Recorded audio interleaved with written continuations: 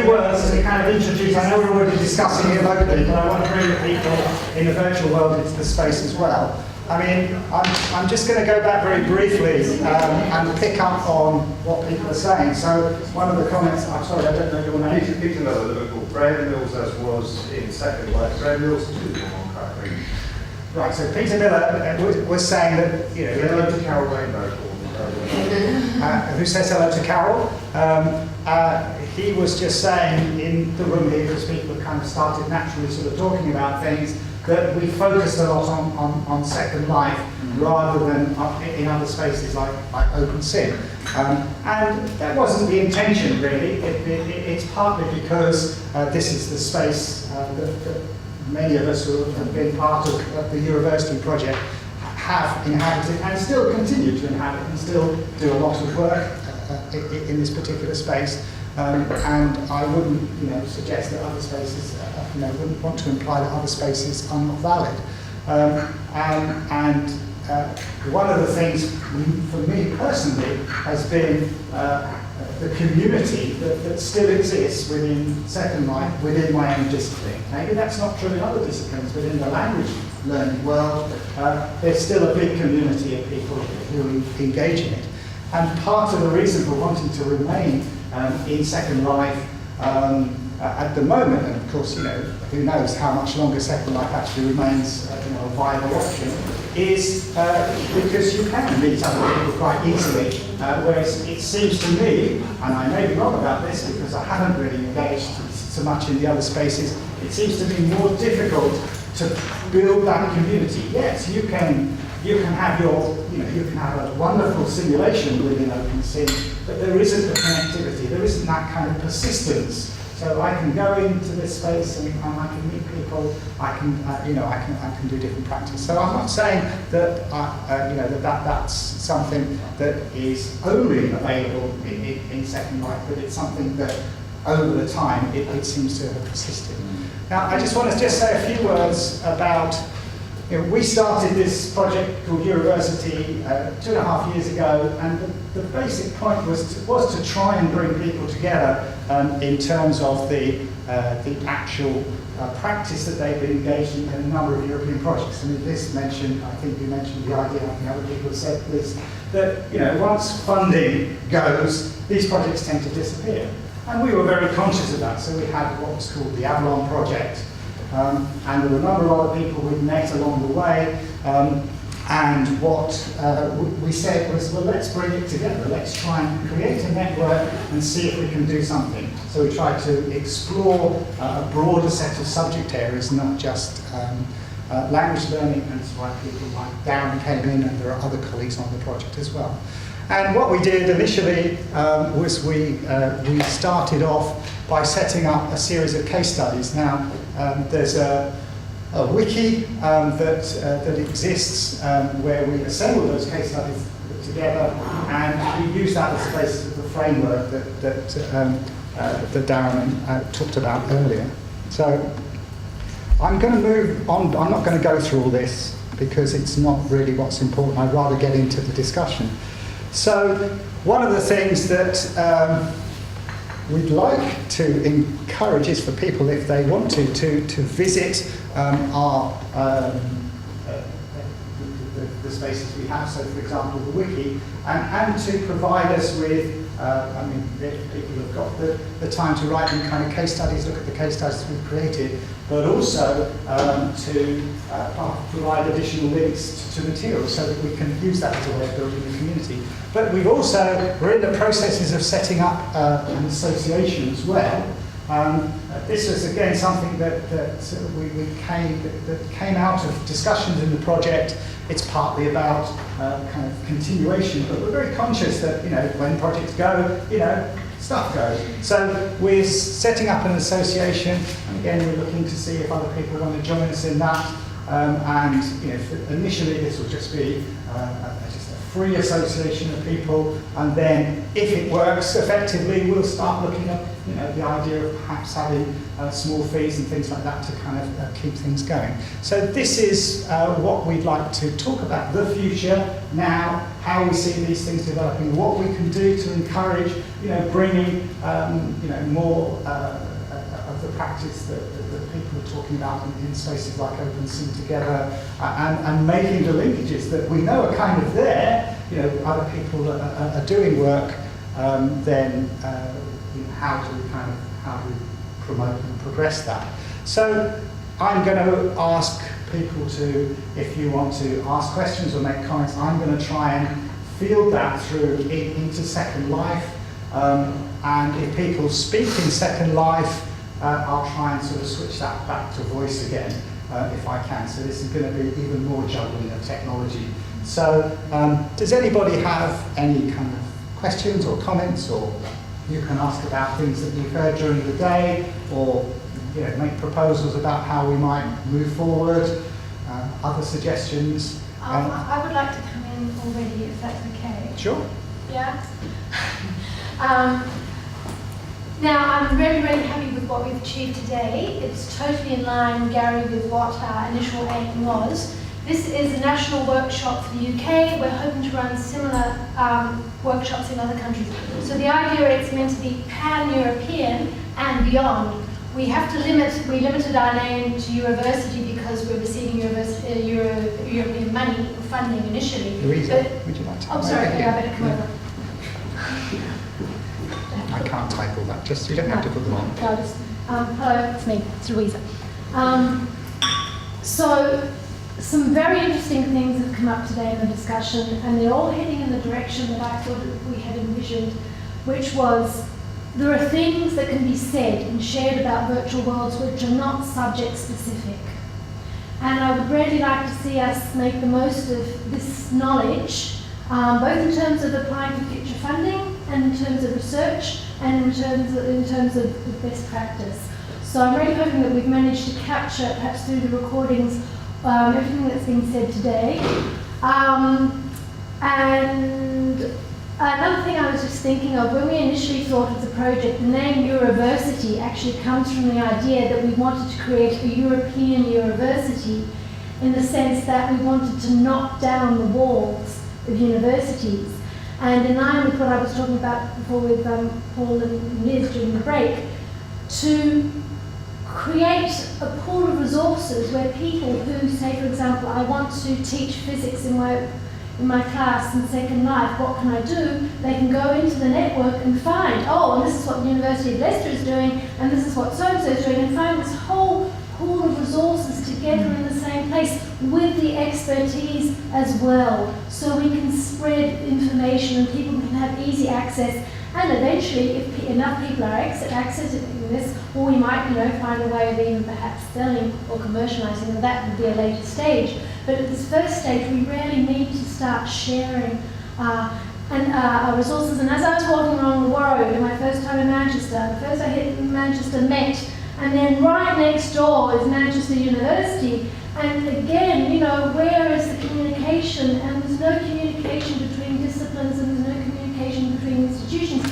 So in a way, what our dream was with virtual worlds, well, let's start sort of practicing what we're preaching and bringing these different disciplines together, share our knowledge across disciplines, and ultimately also I can think of lots of very interesting research angles which are cross-disciplinary and which are coming out, I think, from the creative input of virtual worlds, and I would really like to see, how we can take that further. So this is just sort of the aim of the University Network: bring together practitioners, researchers from different fields, different angles, build on that synergy, and see where that can take us, whatever direction in terms of practical applications, research, funding, whatever.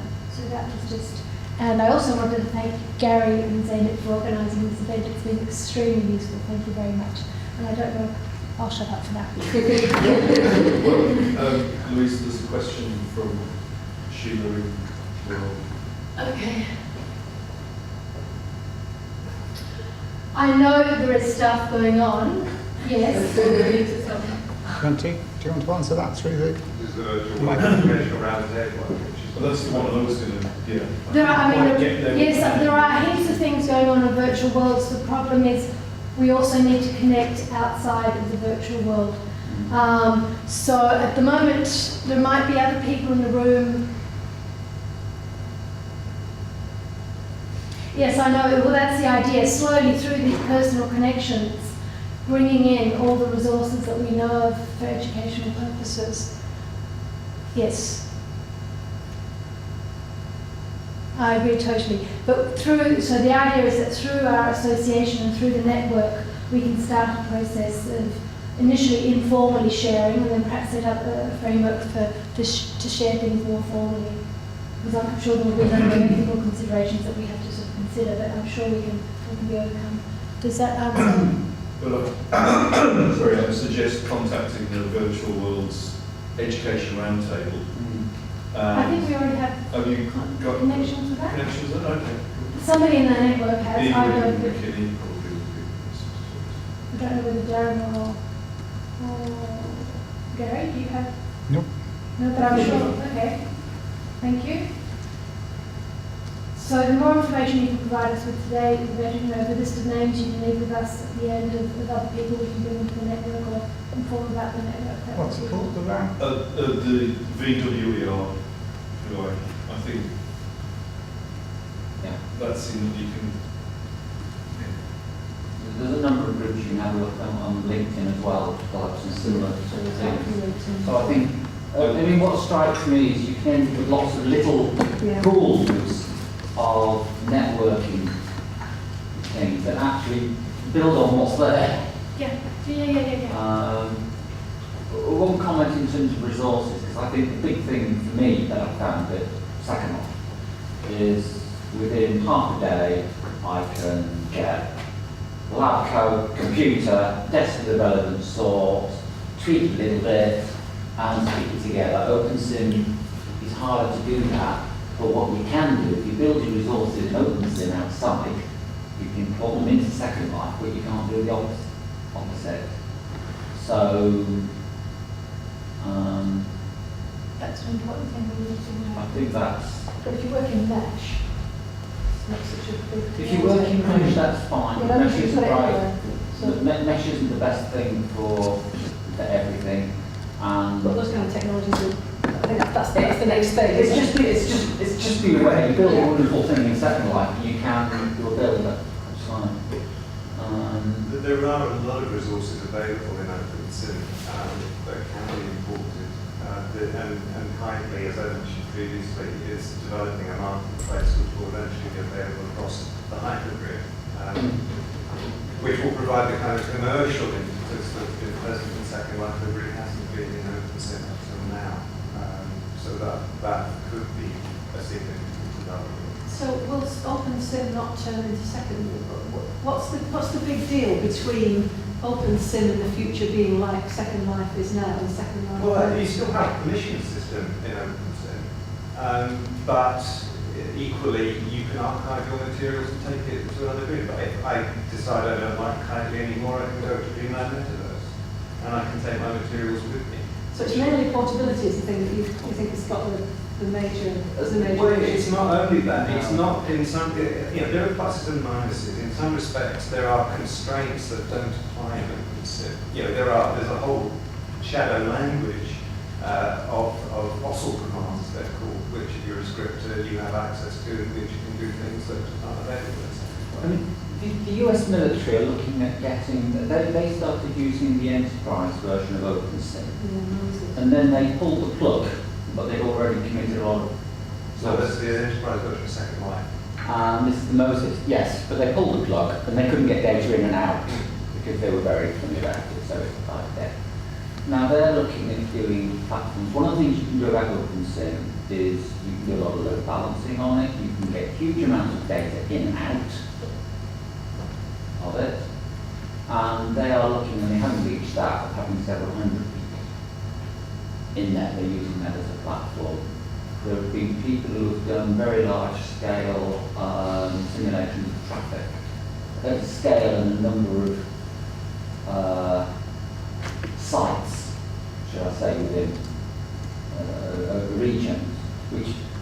could easily do within Second Life. Could we kind of focus on the network and growing this university thing? I think that would be a productive thing to do in the last bit of this. One of the things I was thinking of is this idea of a repository is a really good idea. And if you also have somebody annotating it, looking for linkages between them. So often, particularly on like the GIST side, which is a good example, is people just stick stuff on there and then you just sit there and it's completely useless really. So I think yes, it would be good to have a site like that, but it would need somebody to put some input into, from the university side, to actually make sense of it all and cohere something, make it coherent and also tag it and also look for linkages between them. I think that would be really helpful if you can do that, rather than just letting it sit there. And the other thing is, if, as Tom was saying, there's all these things on LinkedIn, and I'm connected with a couple of them, in fact I set one of them up. So how do we do, there's no point having, it would be good if all the LinkedIn things were linked in together. So who would take responsibility for that? Whoever wants to. Okay, is that assuming that somebody from university is funded to do that? We would need to examine the proposals, see how much they cost us in time, in terms of time and money. Yeah, we just need one person to be the person We Q&A. can, Darren, we can discuss that under. Shall I email you the link to the ones I know about? So if if you know about one, email Darren. Anything you know about, email Darren. Okay. Okay, so you've got volunteer for that. We've got a partner focused on continuing with your university, the website and spaces and those Okay. kinds of things over the next two years. I think the commitment was to. So the notion of that is in place for 2 years post.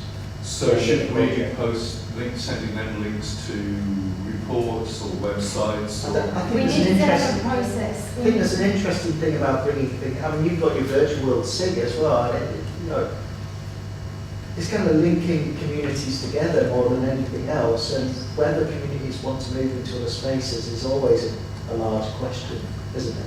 Oh, the thing about, the discussion about open source is interesting because there's a tension between moving and not moving, library and all that sort of stuff. But I think what's becoming evident is that we don't all know what everybody else is doing. That's the Yeah. issue. And frankly, everybody can choose what they want to do and where they want to go, but the more you know about what everybody else is Yeah. doing, the more choice you've got. Absolutely. I mean, I didn't know there's a Kitely community. Well, if I get this project in Kitely, that would be really good. It would just be me on my own. But I think But knowing that is really one of useful. the things is to capture somewhere within the community the notion of, look, these are all the community links. Yeah. Yeah, and those community links are used for specific purposes often. But you can go to that and see where people are kind of discussing virtual world learning and teaching issues in relation to any platform. But it needs somebody to take ownership. Yeah. And what I'm not hearing is that yet there's anybody who's got the time or the funding to take ownership of that, even within the university.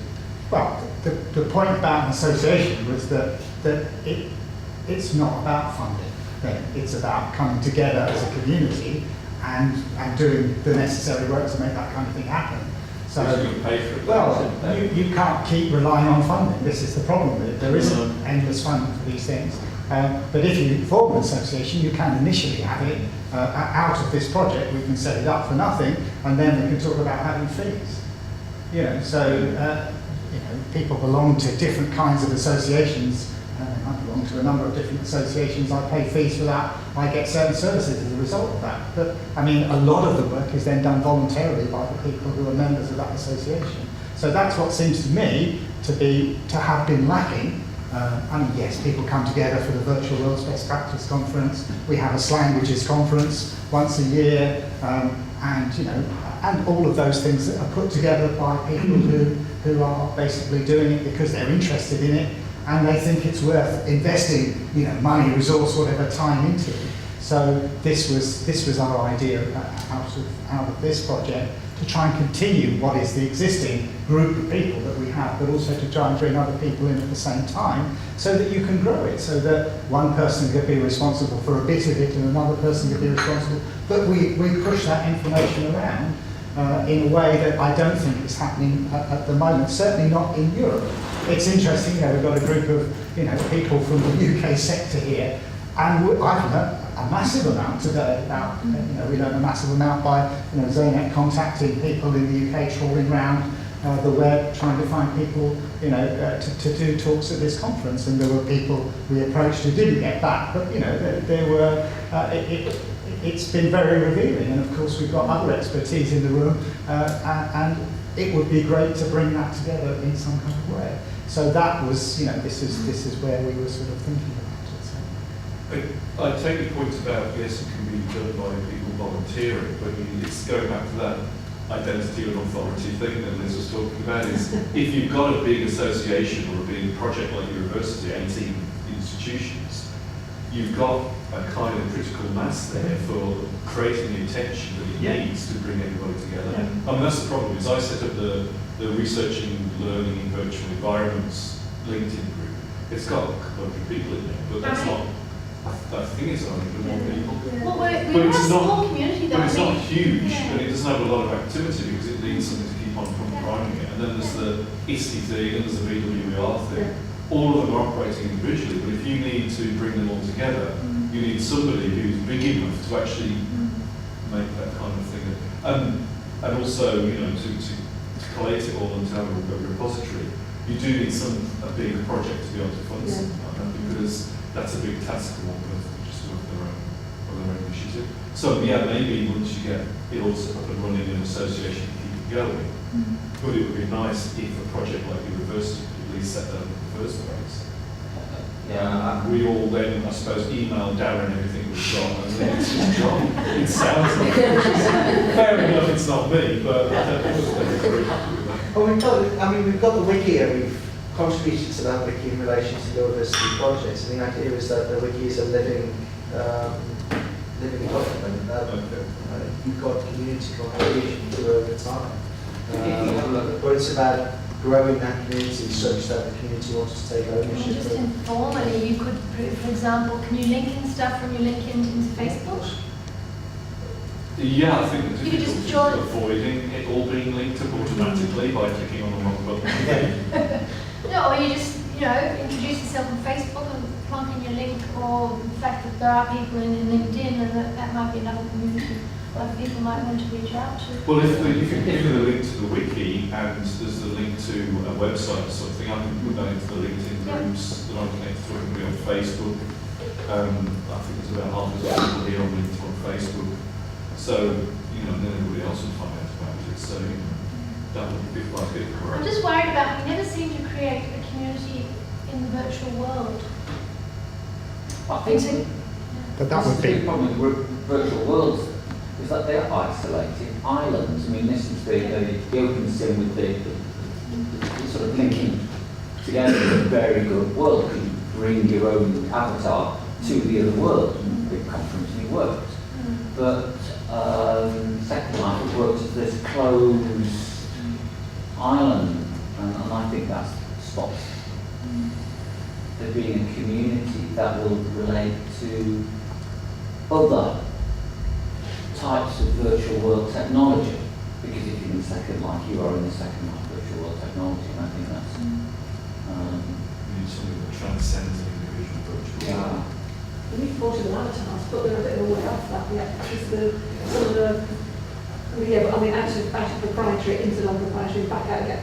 That's the difficulty. I mean, I like the idea of what Peter was talking about, which was moving between Kitely and OpenSim and all the Reaction Grid or whatever, but unless I can actually move my avatar out from Second Life into all of that, Exactly. there's all those resources of 8 years of building that that's actually just trapped there. that's why they've done it. That's That's how it works. Okay, sorry, that's fine. which is why OpenSim is a much more viable option in In the long term. In the long term. But there's far fewer people. It depends. Our language learning angle is we're constantly on the lookout of environments where you can meet native speakers, and products of the native culture. So that's why for us, Second Life is more appealing. No. There are complete grids of French speakers, Italian How do speakers, we find that German out? speakers. How do we just, as easily as we search in Second Life, and I want to find a Greek garden for my philosophy students to go to, and I type Greek garden, bingo's there, and teleport bomb. Until OpenSim can do that. So I think Bitly hyperfind. Pardon? Well, the point I'm trying to make is that there are things called Google custom search engines, as I'm sure you know, and all I did was to connect various search engines together, various resource centres, you know, that already existed, as it were, so that you could cross-search them. So, yeah, there are cross-search engines. I agree that there's not that. Yeah, but and if, I for can't just example, if teleport there, you're I'll interested on particular regions, as somebody's already said, there's like a good business. Yeah. There's also a blog by somebody called Virtual Christine who goes to all different grids and basically searches through them. And she's pretty retired, and then it's a sort of interesting occupation for her. She's slightly eccentric, and it makes her sort of very racy read. But yeah, there are people out there doing that kind of I know there are, but until I can do what I can do in Second Life with a single search, it's just not viable for their own cause. That's the issue that we've got. I mean, I have no problem. I don't care what technology I use. Honestly, I'm completely. Well, you should, because if Second Life died tomorrow, you wouldn't have anywhere to go. Yeah, we do. We've got backups. We've got people who can back it up and opposite for us. So we are backed up. But in terms of using it, the usability of these things, it matters. I mean, it does matter. Well, usability is built in open source. I mean, the other thing that we're talking OpenSim, Second Life, you're actually talking the same. It's the same thing. The same sort of technology, basically. You know, they're using the same protocol. There are pluses and minuses depending on what you're wanting to do. And then you've got things like the multi-game engines. And the other thing that people haven't mentioned, if you've got a group of 4, and you're talking about groups of 4 as a good size for a lot of things like objects, changes in costs, having a walled cave environment, what's that like to work and teach within? You know, these are the kind of things where we talk about interdisciplinary, and I think there is an interdisciplinary because a lot of people in the psychology, treatment of anxiety disorders and things like that, well, basically you're manipulating the emotional environment within the context. You know, you might be dealing with post-traumatic stress people in a war environment. Well, it strikes me that those kind of technologies and those environments are just as pertinent, but we've kind of gone down the Second Life because it was the massive, accessible, easy to use, for lots of sensible reasons. So how do you link with those people?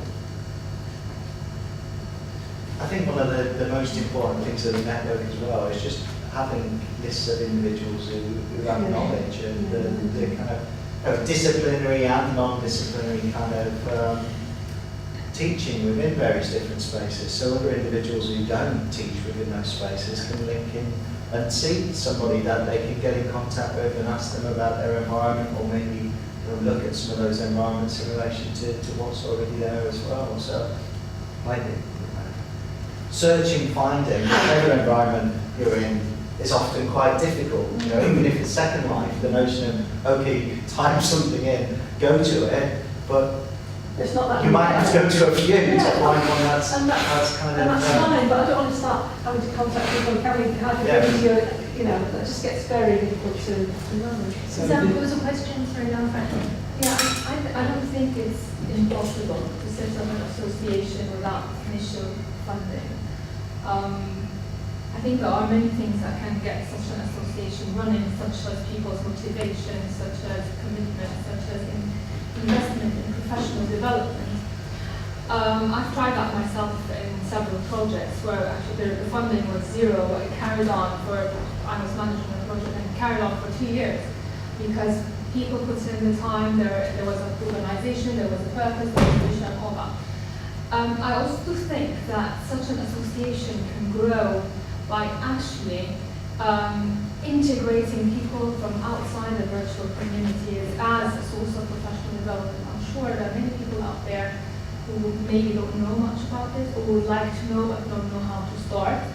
So maybe this kind of integration into doctoral programs, into different teacher education programs, all that, I think, and also talking about that association within conferences such as Eurocall, such as Calico and so on, would actually get people to get together, see the value of it and let it grow. And I think it's a fantastic idea. This is how communities grow, this is how things start. If after like 5 years it's proven not to be successful, then it's not successful. But I think it's worth trying, it's worth putting the effort in it, especially that there is interest in it and that there is potential for teachers, educators and other people to gain in there. So I don't find it as, I don't see that association as an association for people who are working within virtual communities only. But I'd love to see it for people who are outside, welcoming, having some training, come and see what we're doing, and integrating them into that community. I think that there's two things there. One was Camelot had teaching resources, didn't Avalon. Yeah, Avalon, sorry. Yes. Yeah. Yes. So there is the intention of linking directly back into kind of Avalon and the outputs of Avalon with your university as kind of that direct linkage into teaching tools and understanding how to develop learning and teaching within virtual worlds, coupled with the good practice framework as well. But we also intend to kind of provide some mechanism to source courses and those kinds of things through the association, so you've got that sense of development within that context. Because I do believe that acting as a place for people to go to find out how the hell to start is a good way of kind of encouraging community involvement as much as expert kind of involvement. For me, expert involvement comes from the notion of kind of being able to help support others to kind of build their environments, coupled with the notion of then being able to use those environments as an expert and understand that there are more materials out there for you to use with your students. So. I mean, one of the initial visions we had at the very inception was that perhaps when we created an association, this association could then validate your institution or your department or your teachers, saying this person is University Network approved as a virtual world educator, and that perhaps could somehow contribute to you professionally within your institution, so you could go to your dean and say, hey, I've been validated, I know what I'm talking about, and therefore give me the money, sort of things. So sort of, that was one of the... Only if the dean's experienced it. But wouldn't you want to come and say, if you're going from the technology side, for instance, this whole on learning technology, and actually, virtual world, when someone's asked, what can I do in virtual world, and someone did that, I actually said, well, what are you looking for? Is that the right route for you to go? Maybe you want to use mobile technology, maybe you can game, maybe you can use a, dare I say, a text if that's relevant.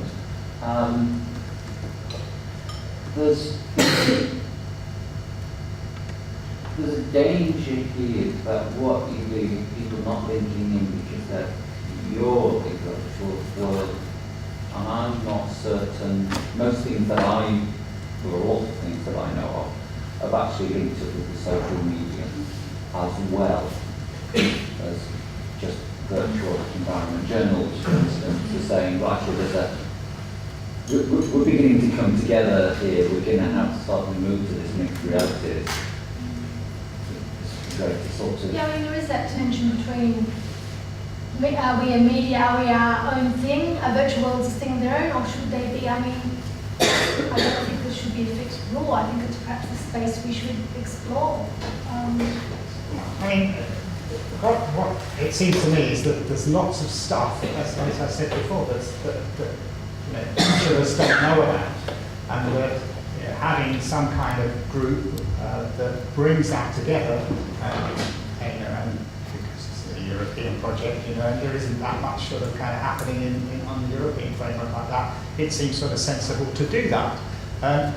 We can work to another event like this next year, and then perhaps so that would be an initial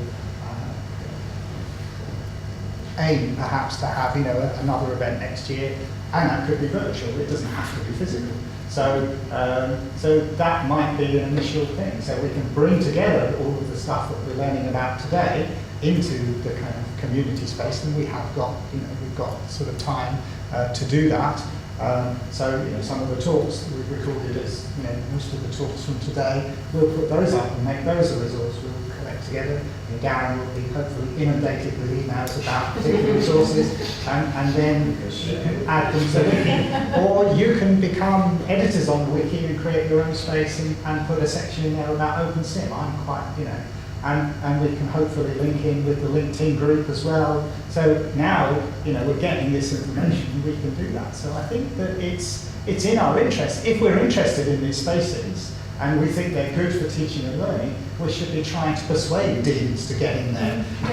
I mean, I have to say I showed, Second Life to our former president of this university at one point in one of the projects, and he was reasonably impressed by it. It didn't go in, but then it didn't.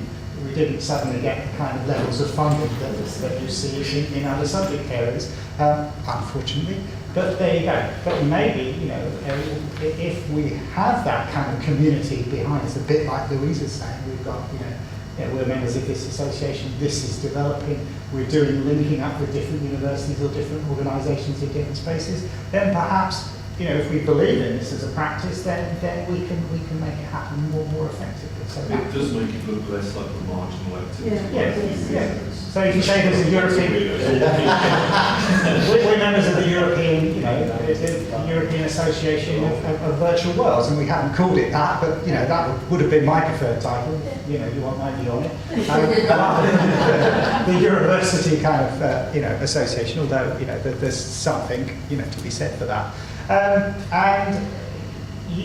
people might take it more seriously in the same way that when I say I'm a member of IATEFL, a lot of people might not have heard of that or are not language teachers, but that carries some sort of cachet in the world in the same way I'm sure everybody's a member of different kinds of associations in their own sort of subject specialist areas. So that was what I think the only other thing to say is the notion that the EU have started to open the boundaries as well in relation to kind of distance learning delivered through virtual channels of Erasmus Plus, and kind of funding following the notion of no need for kind of physical mobility, you can have virtual mobility as well. So there is space now, I guess, within the context of kind of EU funding channels to focus on courses that deliver distance-related materials to transnational students. Yes. Just as a naive question, because I know this is EU funding or whatever, it all focuses you down on the EU, because my experience is I've ended up invariably dealing with people in the US. Developers, the other places that I've ended up being drawn to have been Australia, New Zealand. Sensitive within the English thing. I know there's the academia is Russian and Norwegian, and that's interesting what they're doing. But is this linked to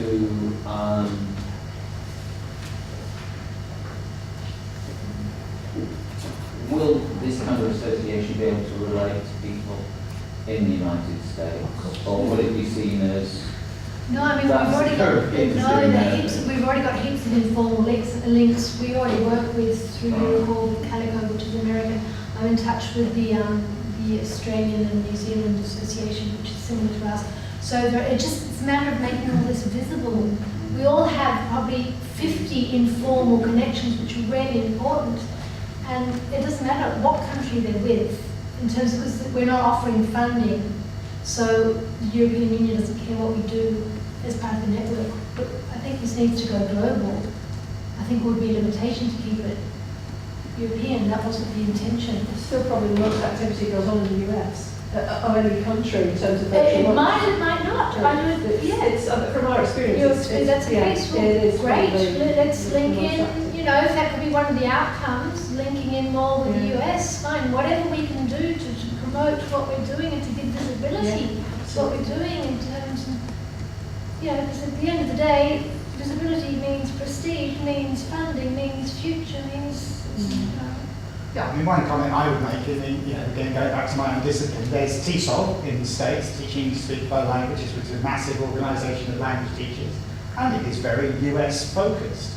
And there's IATEFL, and then there's an Australian organisation, and there's the European organisation, and there's a organisation in Southeast Asia, and so on and so forth. But I don't think that means, I think it's important to say, we're Europe, and we're doing some interesting things too. And I'm not disputing that a lot of work goes on in the States, and there's a lot more funding for it as well, let's be honest, particularly from the military. Several people have mentioned the military today. But I think we should say, but we're doing all this stuff too. And I think we tend to be, it's the same old British thing. We kind of hide a bit. Schools in virtual worlds in the US. Yes. Which isn't quite so obvious in Europe. And That's right. It just, for me, it would be a shame if we missed out the opportunity to make this a global network, because these are global technologies. Totally agree. There's no do that, isn't it? Makes no sense. No, to parochialise it, even if it's a continent, it's just our starting point. I mean, it just is. It just is, whether we like it or not, it just is. That's It's our nature. starting. People come from places you don't, in the second life, they just come from countries you don't expect necessarily. Yeah, it's a big question that this lady asked before about culture is hugely important. It's a really, really important issue, that it is a multicultural. It's not as much as it could be, because there are chunks of the world that don't allow people to get into these technologies. But the number of different cultures that you meet. But there are lots of countries which you probably wouldn't think are experimenting with virtual worlds, which are exactly out, which we don't know about it because they're not letting anybody else in. But I think there would be lots of sharing that if you could establish those contacts formally. But they might be situations where you need face-to-face contact for something then to develop. So you might need different strategies for different cultural contexts. Gary's getting more friends as well.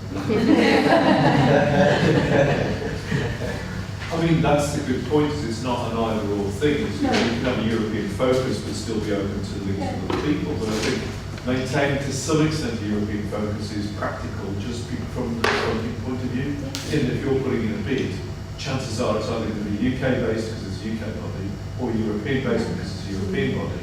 And if you're involved in somebody else, it's not as an institution, it must be as an individual or something. But I think having a European label isn't a problem. No, It's just as long as we tell everybody, yeah, you can join. that is if the UK decides whether it belongs to the European Union or not. But We don't have a choice, it's there. You can't not be European. It's ignoring geography and economics and everything to simply pull out. It's not happening. We're going to join UKIP. Is there a UKIP in the virtual world? No, we're going to start with Russia, right? Let's not do The orals.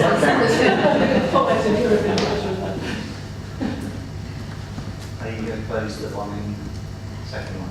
Yeah, well, this is what's being suggested. So, and I don't want us necessarily sort of prolong, the face-to-face discussion. We're nearly at the kind of allotted time when we agreed to finish, and I think some people have already gone for trains and things like that. So, yes. Yes. Well, Victor's been around all day, so she's probably pretty tired. Okay. Well, thank you very much for coming. It's been, it's been the sort of day I hoped it would be. It's been lively and interesting, and there's, I think I feel I've learned a lot, even though I've been in and around virtual worlds for quite a long time now. So thank you very much to the speakers, particularly, it's very, very interesting to hear about all sorts of different things. And I will make sure that we thank the people in Second Life and the people in the Adobe Connect room. Some of the videos that Peter Lee, our technician, thank you very much, Peter, as usual, for the sterling work you do in supporting us within our Institute of Education. It has filmed the ones, 3 of the talks, so they will go up onto the YouTube channel for the university. the question there, can we just We'll just send the email. Come and type, Louisa. So, as I say, thank you very much, and let's continue the dialogue online, and we will send you more details about everything. I've made some notes, and if you want to look at our wiki and sign up to our Facebook page, then please do so.